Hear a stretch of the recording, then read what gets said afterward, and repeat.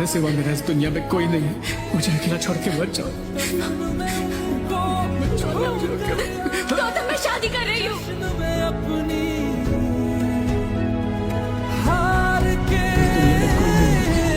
छोड़ के मत जाओ।